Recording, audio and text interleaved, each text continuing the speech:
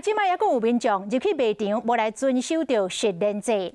台中一个太太入去卖场，嘛无爱量体温，嘛无爱喷酒精，手机啊嘛无爱扫这个 QR code， 嘛无爱来签名，就直接买物件咯。店员去甲劝导，结果这个太太竟然讲叫、讲骂，佫摔物件，甲店员来攻击。另外，这个婚林佫有一个男子无挂喙罨，走入去超商要来买物件，店员咧甲讲，伊都无咧讲插嘴，结果边仔一个女顾客马上向前，甲这个男子半刹半车，甲刹出去。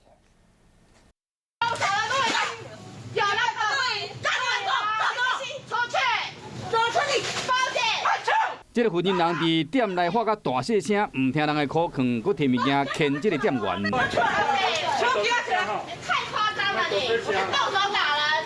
今天店员先将伊请去到店门口，原来伊入去到卖场的时，无要量体温，无要喷酒精，无扫这个 QR code， 嘛无要签名，完全无要配合。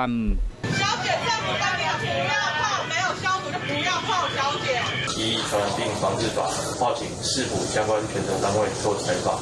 因为这个负责人无要配合实联制，和警方函送卫生局。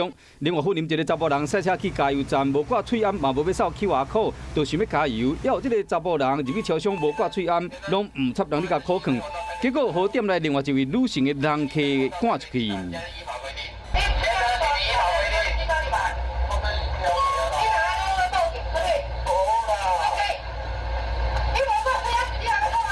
只要民众检举，我们到场查证事实，没有再宣导就直接开罚了哦。卫生单位一再提出呼吁，出门一定要挂喙罨，买物件时一定要实联制。